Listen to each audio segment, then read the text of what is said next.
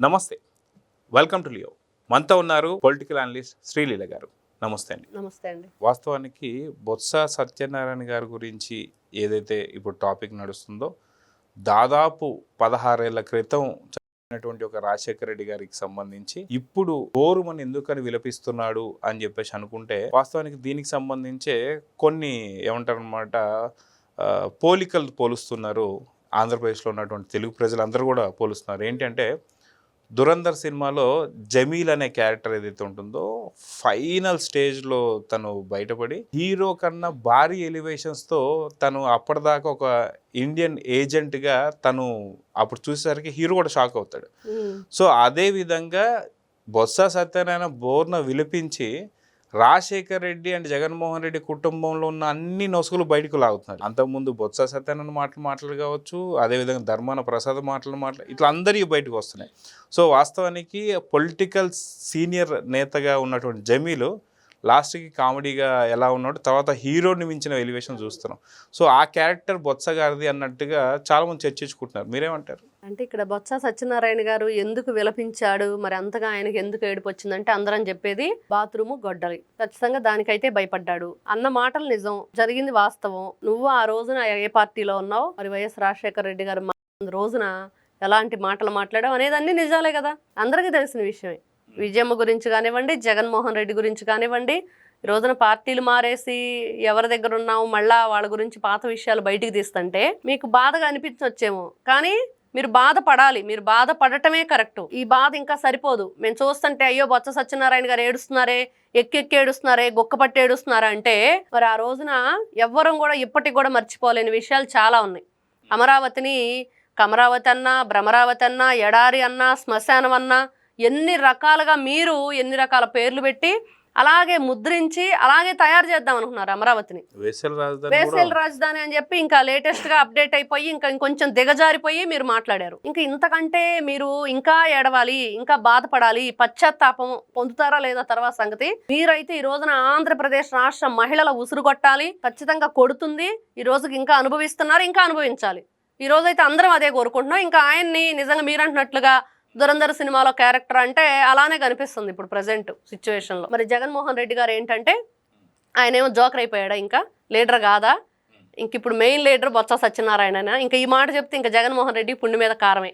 ఇంకాస్త ఎక్కి ఏడవాలి బొత్స సత్యనారాయణ గారు. అయితే మనం చూసుకుంటే సరిగ్గా పోలికలు సరిపోతున్నాయని చెప్పేసి అనడం.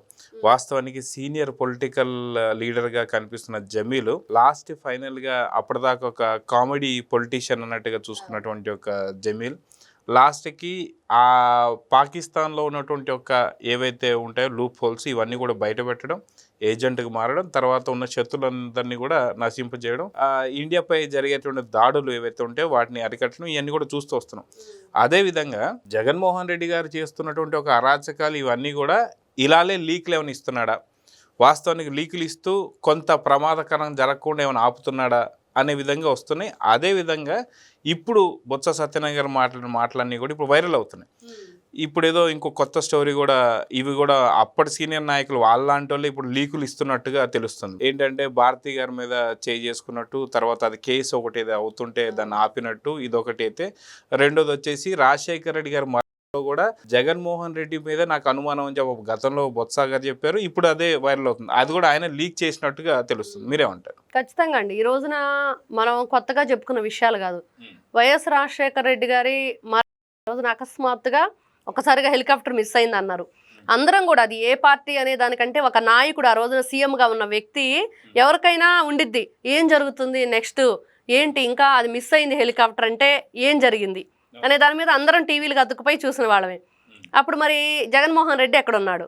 మరి 20 కిలోమీటర్ల లెక్క ఆ పావురాల గుట్ట మీదకి వెళ్ళటానికి వెహికల్స్ సరిగ్గా వెళ్ళని ప్రదేశం అయితే అది.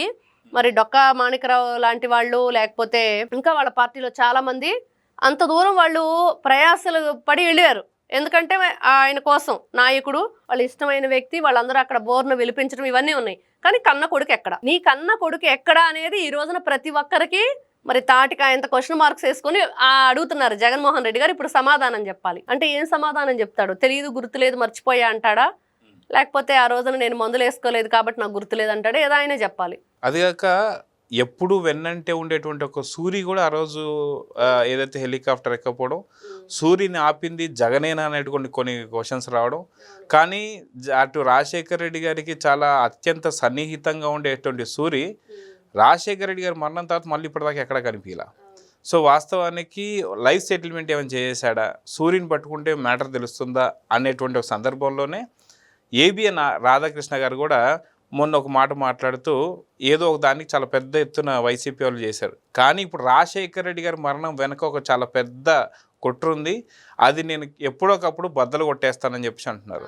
సో ఇప్పుడు ఇలాంటివన్నీ కూడా రావడానికి కారణం బొత్స గారే. సో మీరేమంటారు? ఖచ్చితంగా అండి. ఇక్కడ మీరు అంటున్నట్లుగా లైఫ్ సెటిల్ చేశారంటే మనం కళ్ళకు కట్టినట్లుగా ఇప్పుడు జరిగిన వివేకానంద రెడ్డి గారి విషయంలో మరి దస్తగిరిని చూస్తున్నాం. మరి ఈ రోజున వాళ్లే చెప్తున్నారు కాఫీకి కూడా తాగటానికి డబ్బులు లేనాడు, టీకి కూడా డబ్బులు లేనాడు. మరి ఈ రోజున సెక్యూరిటీ పెట్టుకొని పెద్ద పెద్ద కారుల్లో ఇస్త్రీ బట్టలు కట్టి దర్జాగా తిరుగుతున్నాడు. అవి ఎవరిచ్చారు డబ్బులని? మరి గొడ్లు కొనకరమని ఎవరు చెప్పారు? వాళ్లే కదా డబ్బులు ఇచ్చారు. ఎవరు ఆ రోజున ఎన్ని కోట్లకు ఆఫర్ చేశారు? స్వయంగా దస్తగిరే. మరి దస్తగిరే కదా చెప్పాడు స్వయంగా. మరి ఆ డబ్బే కదా ఈ రోజున అతను ఎంజాయ్ చేస్తుంది. ఆ మాత్రం ప్రజలకు తెలియదా? ఆ మాత్రం అర్థం కావట్లేదా? గొడ్డలు కొనుక్కొచ్చని చెప్పిన వ్యక్తి ఉన్నాడు, ఎంత డబ్బు తీసుకున్నానని చెప్పిన వ్యక్తి ఎదురు కనిపిస్తున్నాడు. మరి ఈ రోజున ఆ రోజున ఏం జరిగింది? మరి ఇదే విషయం మరి ఆ వ్యక్తి నిజంగా బయటకు వచ్చి చెప్తే ఏం జరిగిద్ది? ఎవరికొవరికి తెలియకుండా ఉండదు. ఏదో విషయం బయటికి పొక్కిద్ది ఏదో టయాన. ఎన్ని రోజులు అని చెప్పి నువ్వు గుట్టుగా పెడతావు? ఏదో రోజు బట్టబయలు కావాల్సిందే. ఈ రోజున వైఎస్ భారతి కేసు పెట్టిందనే విషయం అందరికీ తెలుస్తుంది.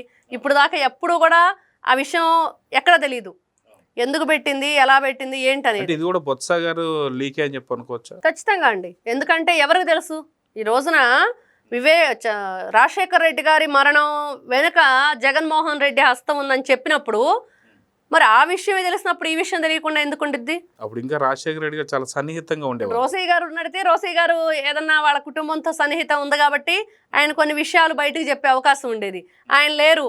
ఆయన ఎలాంటి విషయాలు చెప్పారంటే విజయలక్ష్మి గారు ఏదైతే మరి కన్న కొడుకుని మరి ఆయన ఇక్కడికి రావటం ఇష్టపడట్లేదు, జగన్మోహన్ రెడ్డి ఇక్కడ హైదరాబాద్లో ఉండటానికి మరి అక్కడికే బెంగళూరు వెళ్ళిపోమని ఎప్పుడు కోరుకుంటున్నారని చెప్పేసి ఆవిడ ఎన్నోసార్లు ఇంకా చాలా విషయాలు ఆవిడ బాధపడిందని ఆయన చెప్పారు.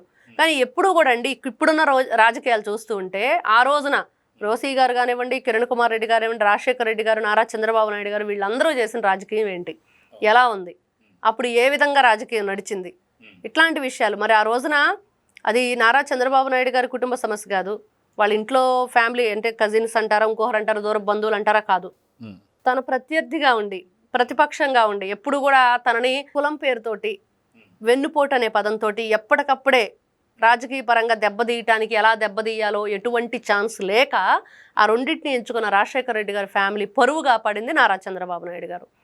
ఆ రోజున ఆ చీఫ్ పోలీస్ ఆఫీసర్ శివశంకర్ అనే పేరు కూడా ఈ రోజున వెలుగులోకి వచ్చింది.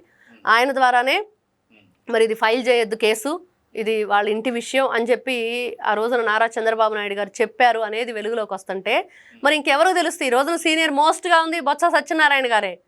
ఆ రోజున ఆయన వీడియోలు ఫ్లెక్సీలతో సహా నిన్న చూసాం, పేపర్లో ఎక్కడ చూసినా గతంలో ఆయన మాట్లాడిన మాటలు, పేపర్లో ఉన్న క్లిప్సింగ్స్ ఏదైతే పేపర్ కటింగ్ ఉండిద్దో వాటితో సహా మరి ఎక్కడికక్కడే పెట్టేశారు, పెద్ద పెద్ద పెట్టేశారు ఫ్లెక్స్ లాగా.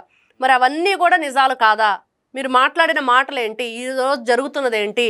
మరి మీరు బోరున విలపించాల్సిన అవసరం ఏముంది? ఉన్న మాట అంటే ఉలికెక్కువని ఎక్కి ఏడ్చేసి ఈ రోజున ఏ విషయం వాళ్ళ ఫ్యామిలీకి సంబంధించి వచ్చినా అది బొత్స సత్యనారాయణ గారి వల్లే అనేది ప్రతి ఒక్కరూ అనుకుంటున్న విషయం. ఇంకా అంతకు మించి వాళ్ళతంత దగ్గరగా ఉన్నవాళ్ళు కానీ రాజశేఖర రెడ్డి గారితో మరి ఇది కొనసాగించిన వాళ్ళు కానీ రాజకీయ జీవితం కనిపించట్లేదు. ఇప్పుడు డొక్కా ఆయన మాణిక్రావు గారు ఉన్నారంటే ఆయన చెప్తున్నారు, నేను ఆ రోజున ఏదైతే ఆ కర్నూలుకి ఎక్కడికో రాజశేఖర రెడ్డి గారు వెళ్ళినా దానికి కూడా ఇన్ఛార్జిగా ఉన్నారంట ఆయన. తర్వాత రాజశేఖర రెడ్డి గారు మరణం తర్వాత జగన్మోహన్ రెడ్డి గారి దగ్గరకు వస్తే ఈయనేమన్నాడు, మరి మీరు బూతులు తిట్టాలి బాగా, ఆ బూతులు తిడితేనే నేను మీకు కూడా చంద్రబాబు నాయుడు గారు కొడితేనే ఆయన పబ్లిక్ గా చెప్పారు. ఎందుకంటే మీరు దళితులు కాబట్టి ఏదైనా ఉంటే తర్వాత నేను చూసుకుంటాను అని చెప్పేసి అనడం, ఇవన్నీ ఆల్రెడీ కొట్టించారు ఆయన పాపం త్రిపులార్ గారిని. మరి ఇప్పుడు నారా చంద్రబాబు నాయుడు గారిని కూడా కొడితేనే తిడితేనే ఇస్తాను సీట్ అంటే మరి ఆయన చెప్పేశారు. అక్కడ గుంటూరులోనో తాడేపల్లి ప్యాలెస్లోనో ఒక రూమ్ కూడా ఉంది, దాంట్లో టార్చర్ చేస్తారు, ఆ రూమ్లో చాలా బలమైన మనుషులు ఉంటారు, వాళ్ళంతా కొడతారు అనే విషయం కూడా ఆయన ఒక టీవీ ఛానల్లో చూడటం విన్నాం. ఇలాంటివన్నీ అసలు ఒక రాజకీయ నాయకుడు ఎలా ఉండాలి, మరి రాజకీయం అంటే ఏంటి అనేది లేకుండా జగన్మోహన్ రెడ్డి గారు ఎంత ఘోరం అంటే ఈ రోజున బొత్స సత్యనారాయణ ఏదైతే అందరూ చెప్పుకుంటున్నారో ఏదో వాళ్ళు వీళ్ళు సరిగ్గా మాట్లాడటం రాదని, లేకపోతే ఏదో మొన్న హెరిటేజ్ పెరుగో పాలో చూపించబోయి చీజ్ చూపించాడు, ఇట్లా రకరకాలు ఏదో చెప్పుకుంటూ వచ్చారు. కానీ చివరికి ఇట్లాంటి హాట్ టాపిక్స్ వచ్చినప్పుడు చాలా మంచి విషయాలు బయటకు చెప్తున్నాడు. ఇంకా అవి వస్తే బాగుండు, ఇంకా ఇంకా లోతైన విషయాలు వెలుగులోకి వస్తే బాగుండు అనేది బొత్స సత్యనారాయణ గారి ద్వారానే బయటకు రావాలని అందరూ కోరుకుంటున్నారు. వాస్తవానికి దురంధర్ కూడా పార్ట్ 1 పార్ట్ 2 ఉన్నట్టుగా ఇప్పుడు ఓన్లీ పార్ట్ 1 అనుకోవాలా, అతి తొందరలో పార్ట్ 2లో ఇంకా మరిన్ని విషయాలు రాబోతున్నాయని ఖచ్చితంగా అండి. ఏ విషయం మనం ఈ మధ్య సినిమాలు చాలా వరకు ఇలానే ఉంటున్నాయి. పార్ట్ 1లో చూపించేసి తర్వాత పార్ట్ 2లో మీరు మిగతా విషయాలు తెలుసుకుందారా అన్నట్లుగా ఈ రోజున వైఎస్ఆర్సీపీ పార్టీ జగన్మోహన్ రెడ్డి ఆ జగనైజం అదే ఏదైతే ఉందో ఆ నైజాన్ని తెలుసుకోవాలంటే మరి ఆ నైజాలలో జగన్ నైజంలో ఉన్న నిజాల కోసం మరి పార్ట్ 1 తర్వాత పార్ట్ 2 కూడా చూడాలంటే ఖచ్చితంగా వేచి చూడాల్సిందే. చూద్దాం. ఖచ్చితంగా దురంధర్ ది రివెంజ్ అనే పార్ట్ 2లో జమీల్ క్యారెక్టర్ ఏదైతే బయటపడిందో అలానే బొత్స గారి క్యారెక్టర్ కూడా బయటపడింది. సో చూద్దాం జరగబోతుందో. నమస్తే. నమస్తే. Please subscribe to Leo News for more videos.